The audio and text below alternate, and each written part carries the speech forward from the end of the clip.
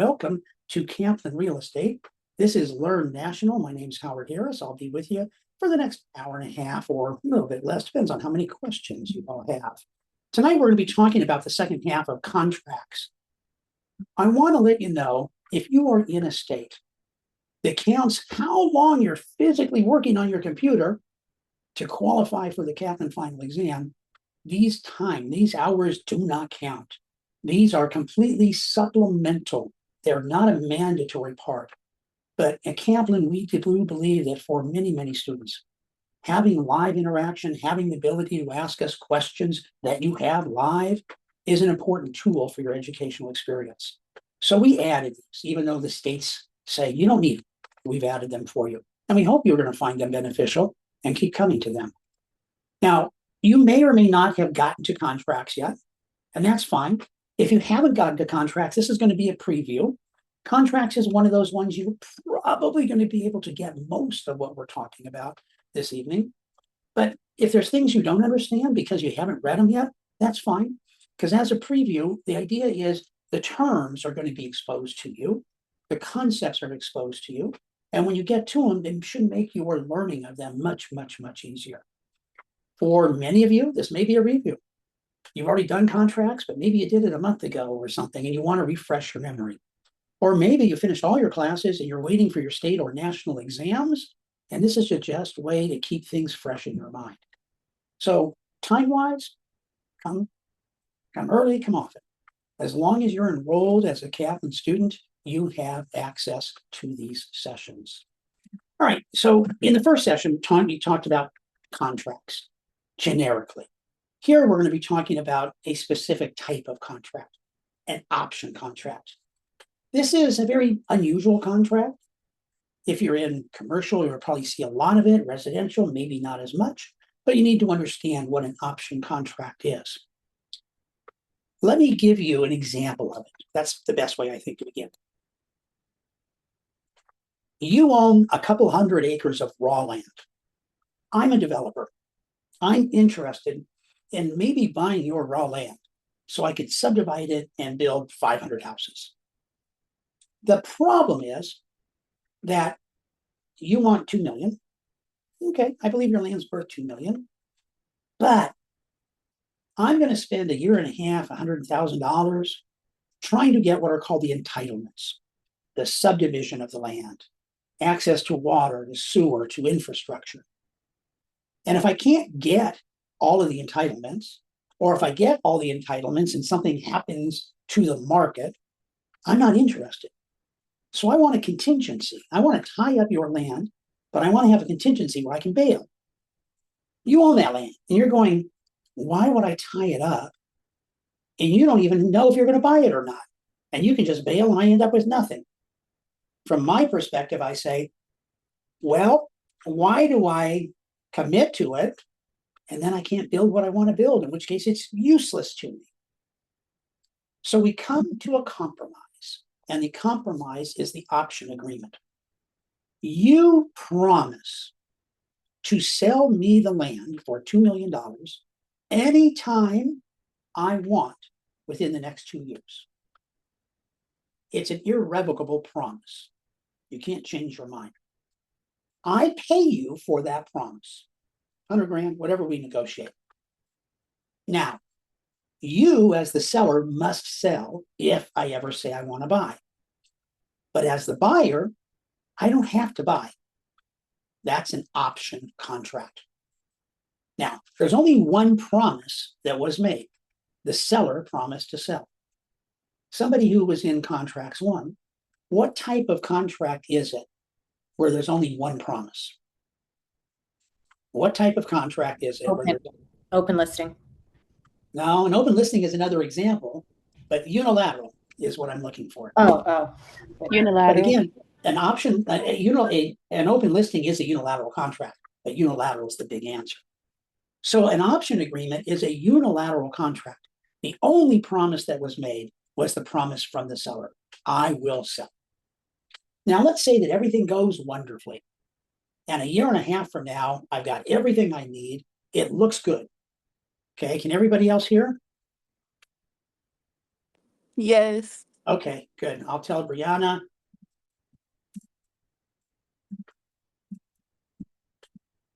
Okay, so a year and a half from now, everything is good.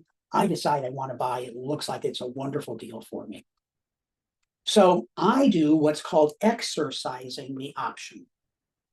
Exercising an option is where you say, I will buy.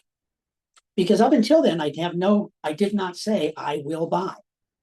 So now I have exercised the option. Okay. So what that means is I now have accepted their offer to sell.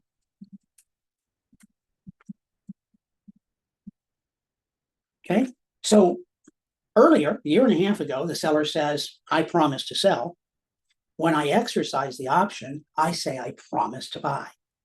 So the unilateral contract becomes a bilateral contract upon the exercising of the option. Now, frequently I get a question, what happens to the $100,000 I paid for the option? I got what I paid for. I bought time. The only thing I'm paying for in an option contract is time, period.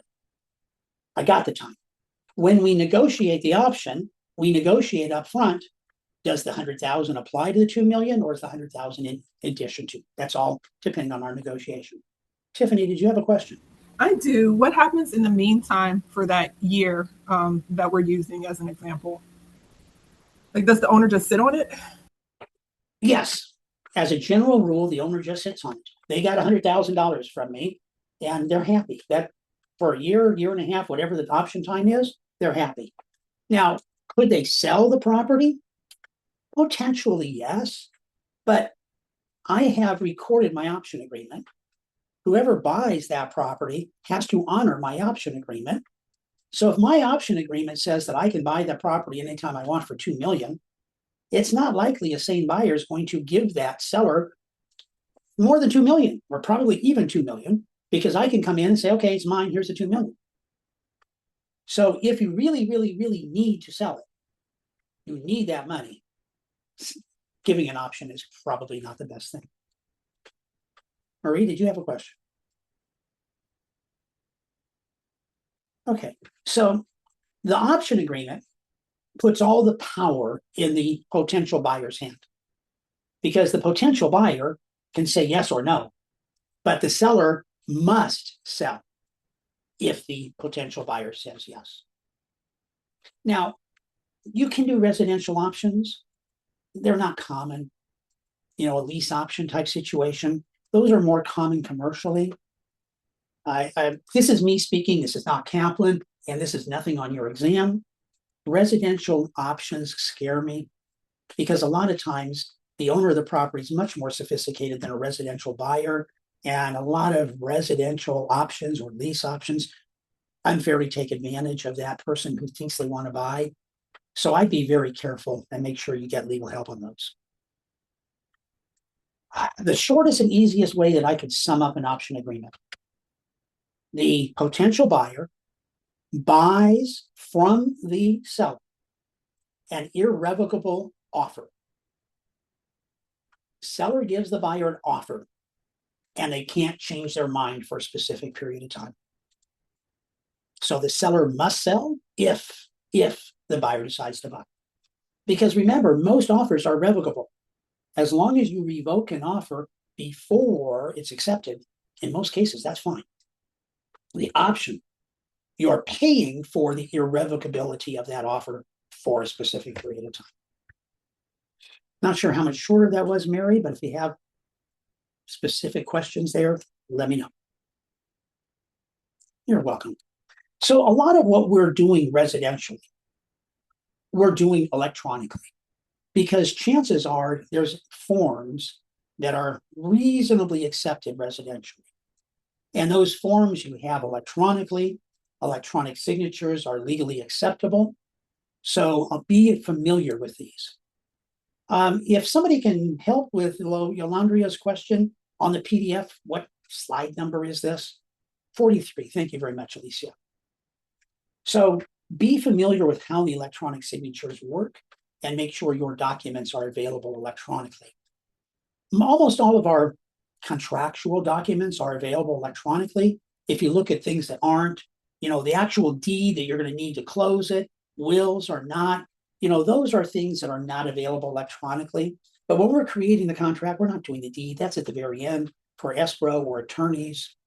Okay.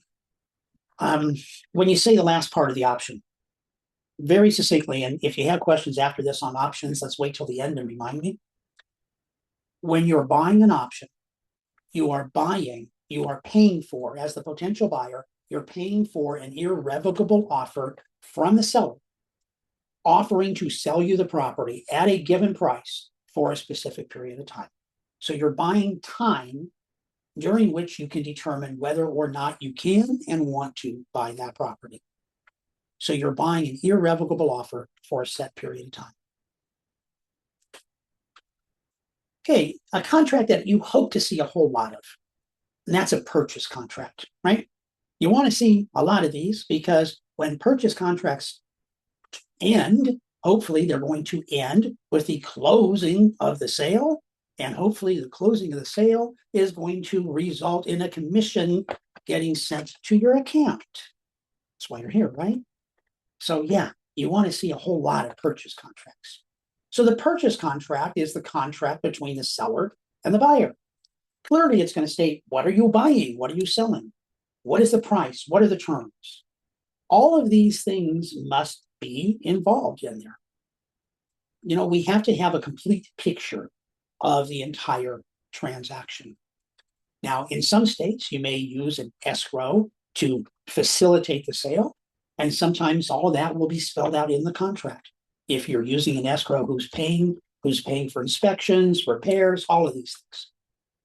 From the first part of contracts, consent, you may have remembered Coca-Cola. The first CO in Coca-Cola is consent.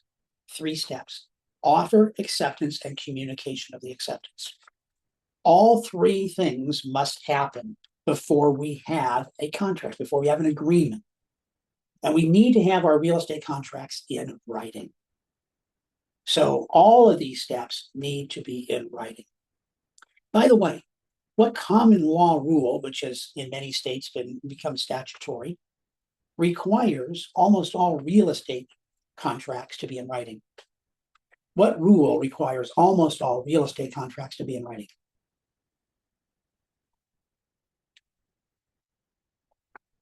Very good. The statute of frauds. Yes.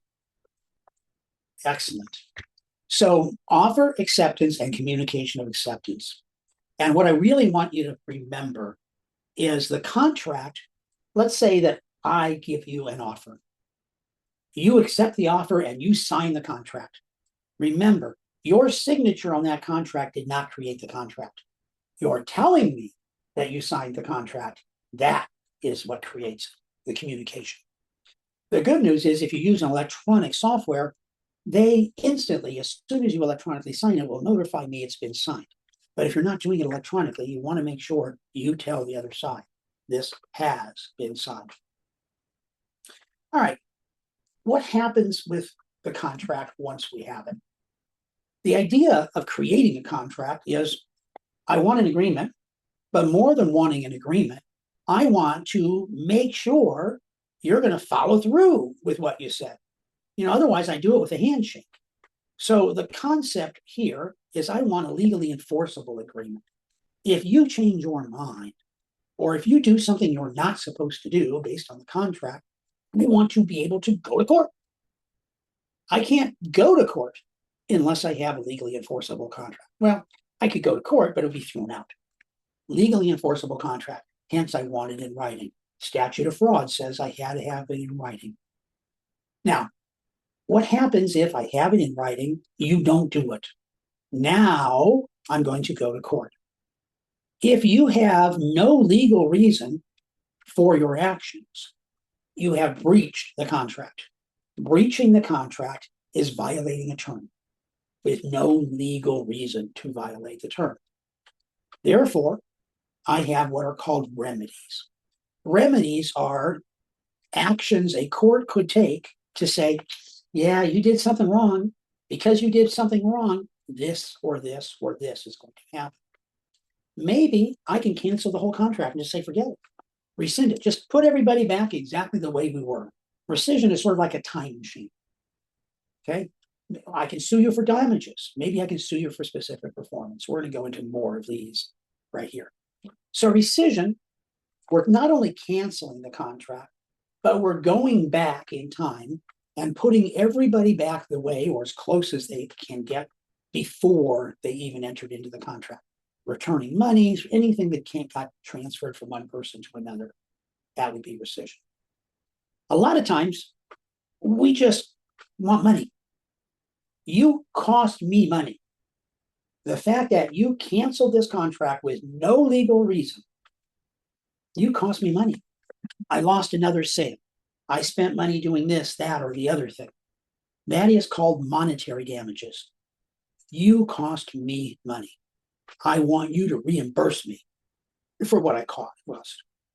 A lot of times this is also referred to as compensatory damages. Part of monetary damages are compensatory. Think of the word compensate. I want you to compensate me for all the money I lost because of your actions. Now, compensatory damages are also known as actual damages. I prove I lost this much because I lost another sale. I lost this much because every month I hold the property. It cost me interest. It cost me maintenance. It cost me opportunity costs. All of these things are money I lost because you failed to do what you promised to do. Actual damages, money I can prove I literally lost. Sometimes our contracts will have a liquidated damages clause. Liquidated damages are in lieu of actual damages. Monetary is reimburse me the money I lost. That's it. Well, monetary is all of these, right? Actual is monetary. Liquidated is also monetary. But I want money is what monetary is. Liquidated damages, if we agree on our contract, and different states are going to have different rules regarding liquidated damages, but the concept of liquidated damages are this. In real estate, usually in a residential transaction, the liquidated damages say, hey, buyer, you're going to put a certain amount of earnest money. Yes, Maria, you're going to put a certain amount of earnest money into this transaction. If you cancel this transaction with no legal excuse, I get to keep that money. Instead of suing you for actual damages, I can just keep your earnest money. Again, some states may have limitations as to how much I can keep or things like that. But the idea is to make it easier in residential for a seller to keep your money. If you flake, if you breach the contract, that's the only time a potential buyer gets earnest money back? No, I mean, arguably, a potential buyer gets earnest money back if the contract is canceled and it's not a breach from the buyer. So we'll talk about contingencies because that will allow a buyer to get their money back. Maybe the seller can't give good title, and that would give the earnest money back. Maybe liquidated damages is not part of your residential contract, in which case, if there's a suit, a lawsuit, the liquidated damages may be held during the lawsuit, but maybe the buyer gets them back. But the concept of liquidated damages is that this gives an easy pot of money for the seller to get. How easy it is depends upon your state rules for liquidated damages. Earnest money, when you say promise money down, I'm not sure exactly what a promise money down is. It's a deposit. And you get your deposit back under certain circumstances, and you lose your deposit under other circumstances. And the liquidated damages is what allows that deposit to be lost. Now, not as common in a real estate contract are punitive damages.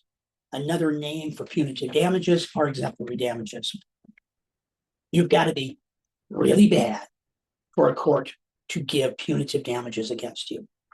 You have to have shown a wanton, willful disregard for somebody's safety, or committed fraud, something like that. If you just make a mistake, you're not going to get punitive damages. The scary thing about punitive damages are not based upon how much damage, how badly did you hurt me? No, that doesn't matter. That's actual damages. Punitive damages are given to teach the bad person a lesson. Don't do this again. It's going to cost you. Don't do it. And unless your state caps punitive damages, it's based upon how much do I have to make you pay to teach you a lesson. You know, I don't have little kids anymore, but if you have little kids and they do something wrong, maybe you take away their weekly allowance. That hurts them. But years ago, there was a quarterback for Chicago Bears, McMahon. He liked to wear a headband that would have a logo or a saying on it. And the NFL didn't allow that. And they had a fine, $500. He was an NFL quarterback even back then. He didn't care. He'd go at the very beginning of the game and give the referee a check for $500 and say, "That's my fine for the headband. It's yours." The NFL says, "Yeah, these guys aren't hurt by this. We have to have the punishment enough to teach them a lesson so they won't do it." So 25 years ago, the penalty in the NFL, if you wore your socks over your pants instead of under them, was 20 grand. These guys are making a lot of money. We got to hit them where it hurts. Likewise, somewhere in Europe, I don't remember, I think it was Luxembourg, but it may not be. Your first speeding ticket, there was a statutory amount. Second speeding ticket, a statutory amount. Third speeding ticket, whatever the court thought was enough to teach you a lesson. And there was some person with one of these, Lamborghinis or something, and this was his third speeding ticket for going the equivalent of more than 100 miles an hour.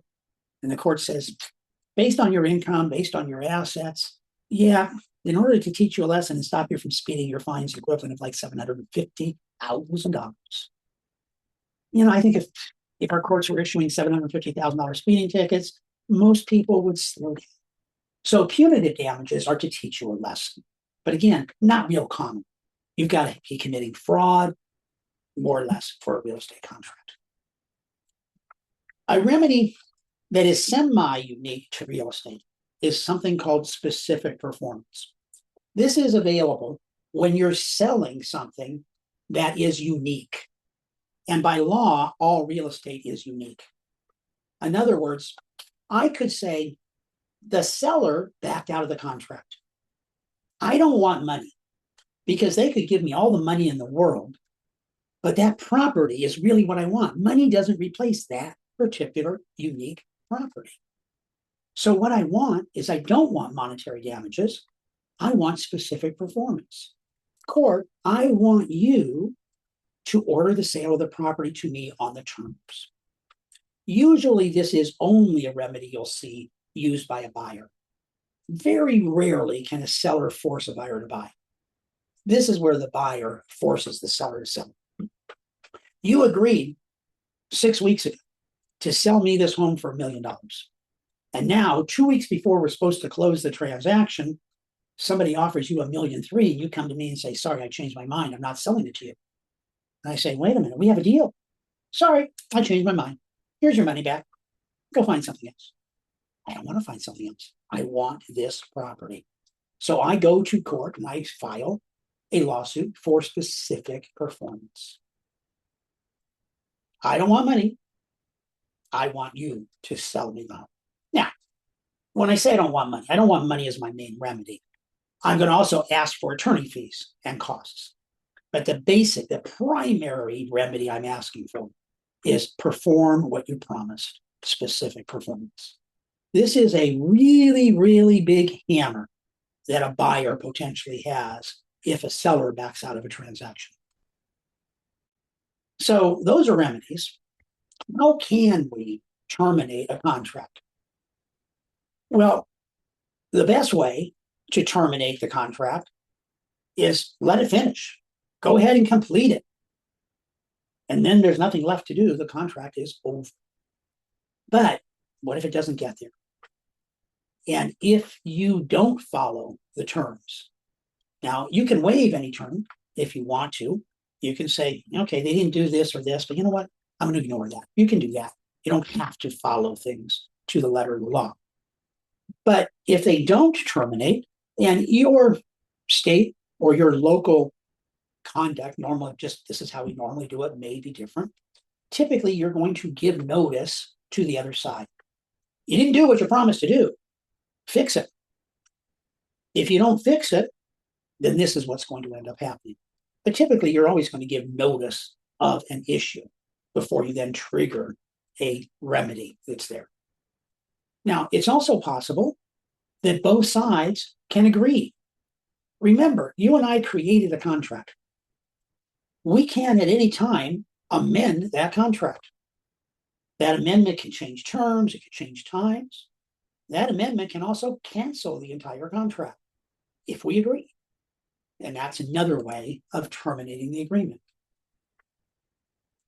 If we don't agree, that's when we're going to end up in litigation. I'm going to blame you, you're going to blame me, and we go to court. And we get the court to determine who was at fault for this agreement not getting completed. Who wins in this case? Yeah, some may say only attorneys. But this is a solution that we want to try to avoid in any way possible, because it's going to tie it up for a long time. Now, typically you can, at some point in time, get the property released and still sell it. You may not have to wait till the end of the entire litigation, but it's something that you try to avoid. All right, at the beginning, I talked about glossary. Here's some pure and simple, just straight glossary. Addenda or addendum, which is the plural, amendment. These are two ways, two concepts that you'll see that they are working about changing or adding to contracts. You know, they sound close. When you have two terms that are related to contracts and they both make changes or additions to contracts, things like this, I can almost guarantee you. If the correct answer is addenda, you're going to see amendment in the ABCD pick list. If the answer is amendment, you're going to see addendum. You need to be able to differentiate them. An addendum is change. I'm sorry, is adding something to a contract at the time the contract is being made. I'll give you an example. I'm buying a fully furnished condominium from you. It's a vacation home. But you're selling me all the sheets, all the flatware, all this, everything, all the personal property, all the furniture, everything. Move in ready for me. When we write a real estate contract, that real estate contract is going to automatically cover all the real property. But all those things I just talked about are personal property, right? I need to spell out all the personal property that's included, because a generic contract to buy 123 Main Street includes 0 personal property. In the case I gave, it could be 18 spoons, 17 knives, 18 forks, salad forks, maybe only 15 dinner forks. Yeah, all of that. That's too much to probably put in the real estate contract. So most likely in the real estate contract, I'm going to say, for a list of personal property included with this transaction, see Addenda A. And Addenda A will list all the personal property. So the contract just refers to the addenda itemizes everything. You know, anything that won't fit on the contract, we're going to put with an addendum. An amendment. So the addendum is at the same time. The amendment is a change to the contract afterwards. So we have a contract for a 30-day close for $500,000. The home inspection shows problems. We negotiate a reduction in the sales price to $480,000, and maybe we need an extra 2 weeks. So the amendment changes the sales price, changes the closing date. That was afterwards. I'll tell you how I remember the difference, okay? Whether it helps you or not, sometimes it can. If you think about the amendments to the US Constitution, those amendments were all made after the Constitution was signed. It was agreed upon. The amendments were changes that follow. So I think of amendments as afterwards and addendums as during the same time. All right, really, really, really important concept. You will rarely, and I mean very rarely, see a real estate contract without some sort of a contingency. What is a contingency? Let's say that you've got some daredevil, and this daredevil is going to tightrope walk over a canyon and get to the end of this thing, and there's a little bullseye. They hit the bullseye. But they may be a daredevil, but they're not really done. They understand that first thing in the morning, there may be a lot of dew. Maybe the wind is horrible. Maybe the weather just looks bad. They want to cut out a little bit of that risk. And they say, you know, for the first 20 minutes, 30 minutes, whatever, I may change my mind. I just don't feel good. Something doesn't feel right. I want to put a safety net here. And if during this period of time, I decide it's just not a good idea, I can drop my pole, jump off this thing, and hit the safety net. No harm, no foul. Walk away from it. Now, when the safety net's gone, if I fall, not good. Same thing. That's a contingency. Your contingency is a safety net. It may not be a time, but it's an if.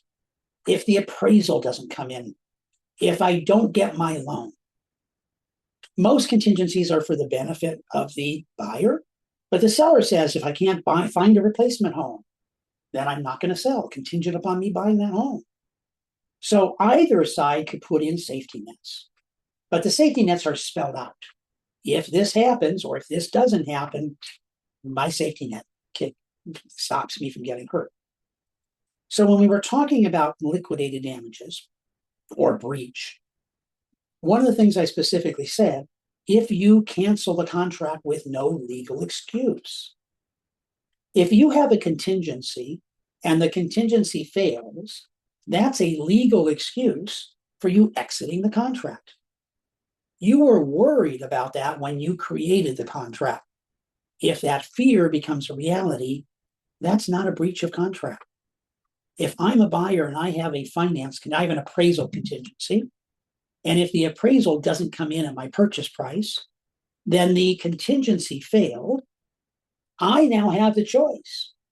I can ignore the contingency, or I can use the contingency failure as a legal excuse to terminate the contract.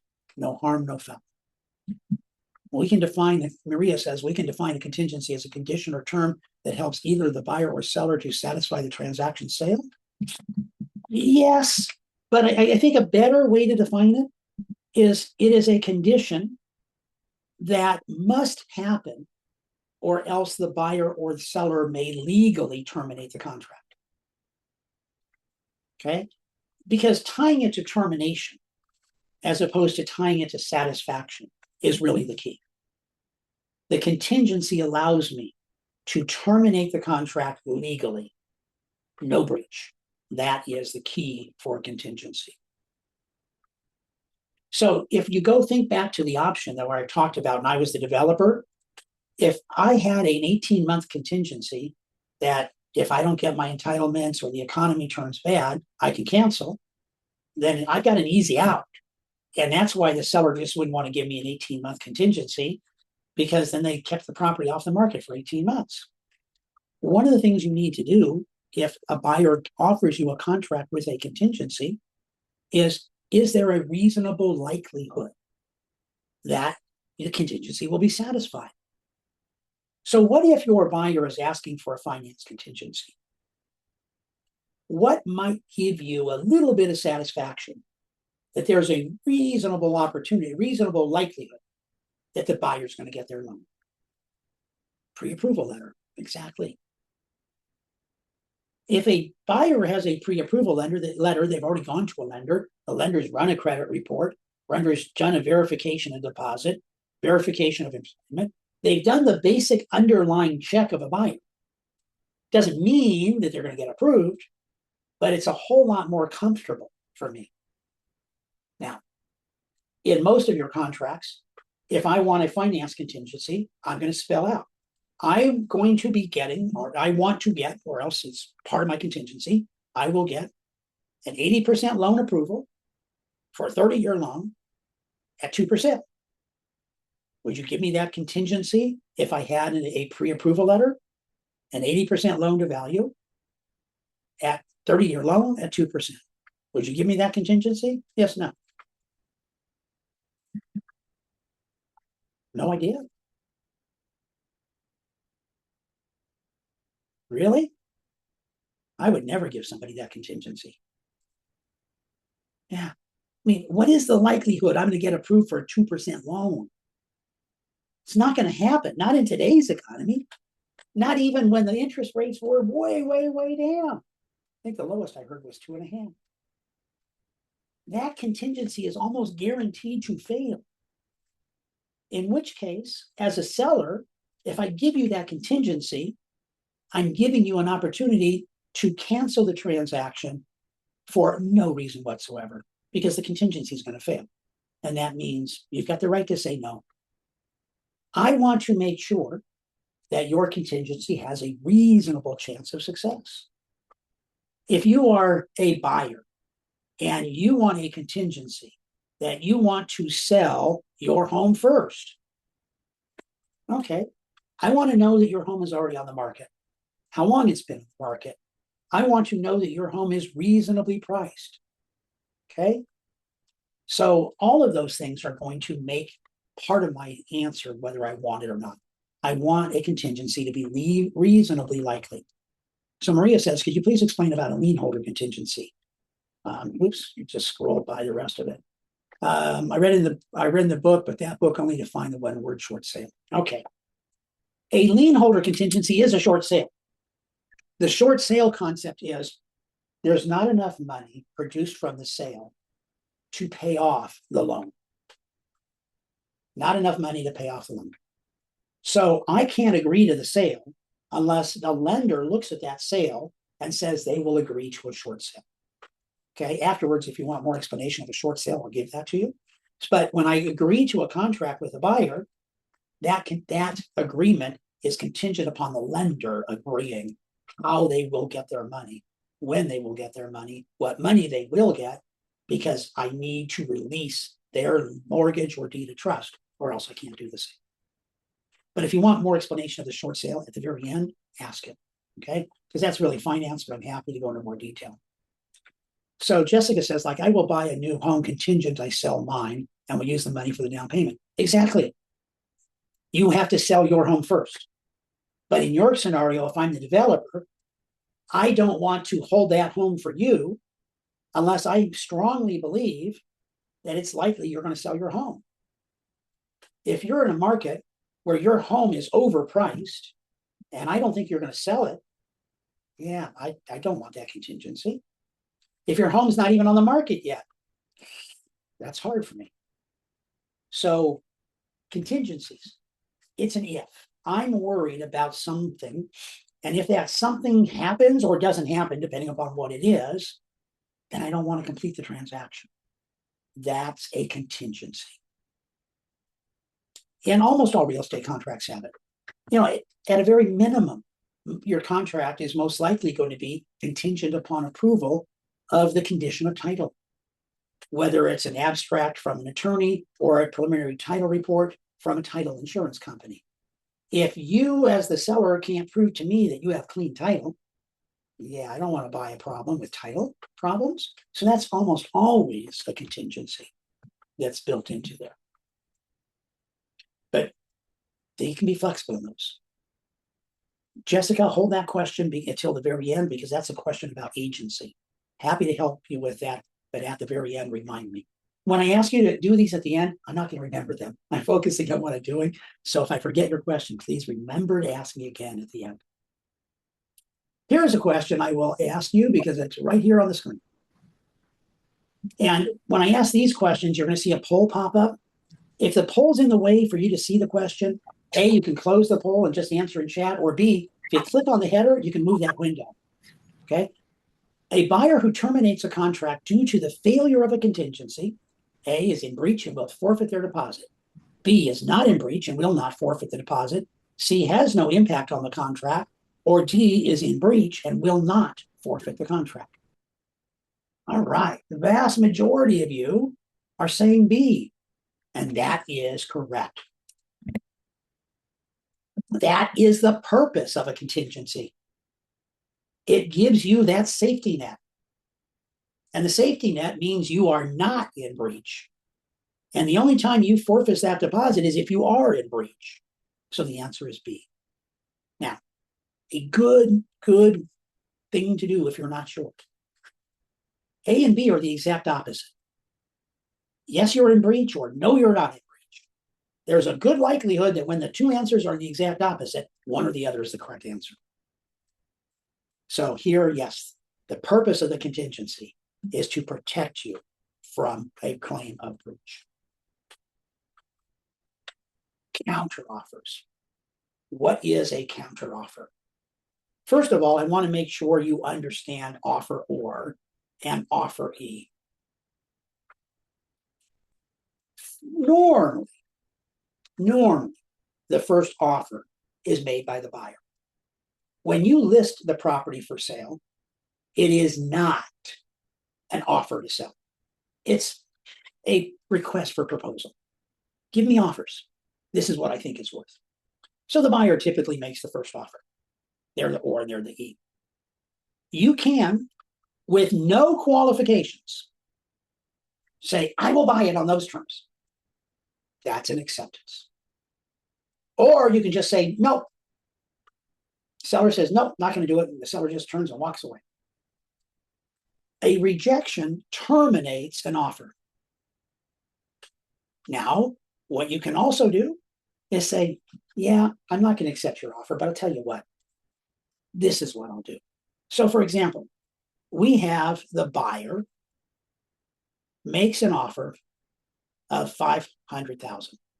The property was listed at $550,000. And the seller is the offeree. The seller could say no, but the seller instead says, I'll tell you what I'm going to do. Instead of $550,000, you wanted $5,000.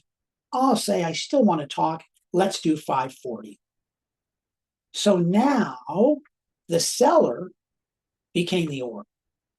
The seller became the or on the counteroffer, and the buyer is the E. This is, as Jessica said, a role reversal. The offer or becomes the offeree. So it's not always the buyer. The buyer is usually the first one, but the ors and E's will flip. Now, it's also possible that the buyer just walks away, ignores the offer of $540,000. And then the seller says, okay, I changed my mind. I accept your $500,000 offer. So here's a question to you.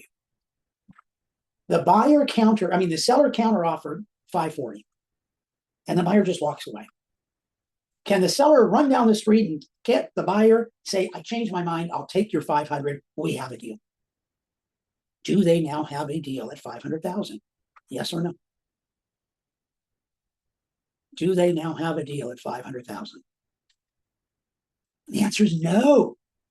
No. A counteroffer is two things. It's a rejection and a new offer. The rejection terminated the original offer. Don't counteroffer unless you're willing to lose the deal. Because I'll tell you what, first of all, I'm an obnoxious buyer or seller, either one.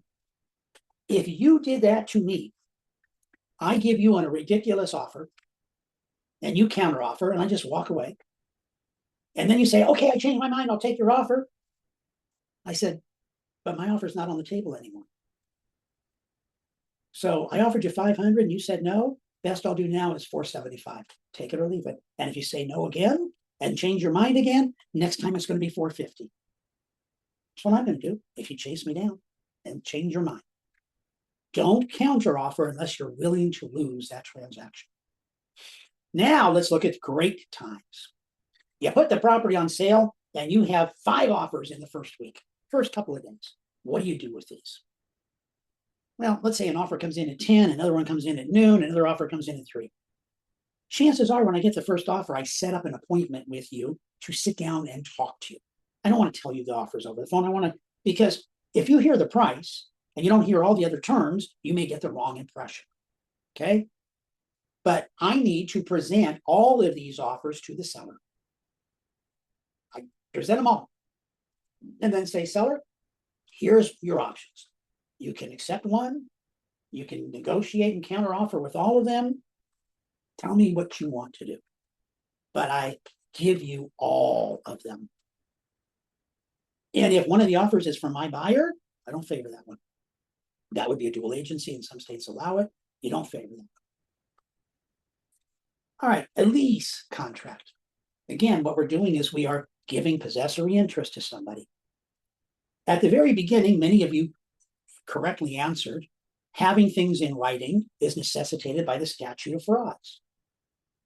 An exception that exists in most states, not all, but in most states for the statute of frauds is a lease for 1 year or less. A lease for 1 year or less may be oral and still enforceable. That is absolutely only an answer for a test question. Never, ever, ever, ever, as a real estate professional representing the owner of the property, make an oral contract for a lease of 1 year or less. You're going to get in big trouble sooner or later if you do that. Just don't. But for tests, okay, those are enforceable. We still have time, but if any of you are having to leave early, I'm going to post the survey up here, but please stick around. Got time. You have more things to cover and then more questions and answers. So if within the lease, certain things are going to be included. Quiet possession and quiet enjoyment are really two terms for the same thing. That doesn't mean that you're not going to have a noisy neighbor.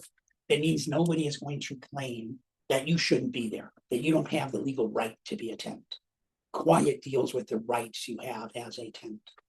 Habitability means that this is being leased to you, let's say, as a residential unit. It is going to be habitable for human occupancy. Heat, and this may change in your jurisdiction. Typically, it's heat, plumbing, health and safety issues are all taken care of. So even though all that's not spelled out in a lease, it is impliedly within the lease. Within a lease contract, those are things the lessor, which is the owner, is promising. The tenant is making certain promises as well. The tenant is promising, I'm going to pay rent. I'm going to use the property legally. I'm not going to damage the property. So both sides are impliedly, if not written, making promises to each other. Lease options, I briefly talked about that when I was talking about a contract. A lease option is basically two contracts in one. It's an option contract and a lease. It can be done many, many, many ways. Some of the lease payments may be credited to the purchase. Some of the lease payments may be credited to an option fee. Because remember, options have to have a fee. But the concept is the tenant is getting an option, which is a promise to sell the property to you at a set price. And at time, whatever the time frame is, they can say, okay, I'm done being a tenant. I think I can buy it now. I want to buy it now. I exercise the option and I intend to buy it. Let's look at different types of leases. A net lease. These are commercial leases because some or all of the rent is going to be, in addition to a set amount, you're paying for maintenance, for taxes, and insurance above and beyond your monthly fee. Most residential, we're going to get to next, but the net lease frequently is on a commercial where, hey, if you're buying or if you're renting an office, and if you've got 1/10 of the building, common area of the building, you are going to pay 1/10 of the taxes, the insurance, the common area maintenance. All three is triple net. One of them is single net. These are common depending on where you are. You know, if you're in a urban area and you have a Class A building and brand new or fairly new, not apartment, but office building, chances are it's going to be triple net lease. A gross lease is everything's included. Okay, if I'm renting you an apartment, you're paying your own utilities, but if the roof is bad, I fix it. You know, I'm paying for those things. I'm paying my taxes, I'm paying the insurance. So gross lease is usually what you see residentially. You may or may not see net leases commercially. You can also have a percentage lease, and this is almost has to be commercial because you're doing a business, because some or all of your rent is based upon your gross income. You got $50,000 worth of income. I want my rent to be 1% of your gross income, or I want your rent to be 5,000 minimum or 1%, whichever is greater. Or I want 5,000 a month plus 0.5%. I mean, I can write that lease anyway, but part of the formula includes a percentage of what you brought in. Common for restaurants, sometimes retail stores as well. Here's a chart just to show you the difference between option and first right of refusal. A first right of refusal is, I don't promise to sell it to you, okay? Yeah, on a percentage lease, you show me financials, absolutely. On a first right of refusal, I'm not willing to sell it. But what I'm telling you is, if I decide to sell it, whatever I decide to sell it for at that time, I'm going to give you the first chance to say yes or no. So on an option, we set the price, first right, no price. On an option, the power goes to the buyer. They can say yes or no. But on a first right of refusal, the power is with the seller. They may never decide to sell. Big differences you need to know. All right, last question. Let me put up a new poll here for you. A neighbor has approached an owner about possibility of selling the property's owner's property in the future. The property owner agrees to give the neighbor a future right. Which document would be in the best interest of the property owner? That was the very bottom line of that chart. Which one is the best interest of the property owner? Yeah, I know a lot of you haven't answered it yet, but let me just give you the answer. The first right of refusal, C. Because on the first right of refusal, the owner may never decide to sell. In which case, that's my best bet. Because if I give you the option, you can force me to sell. First right of refusal is the benefit of the potential seller. All right, that's the end of the basic slides. Yeah, I appreciate your being here. Appreciate all the questions. I really like it like tonight when we get lots and lots of questions. So save them up, bring them to me all the time. And I hope to see you all again in another session. Good night, everybody.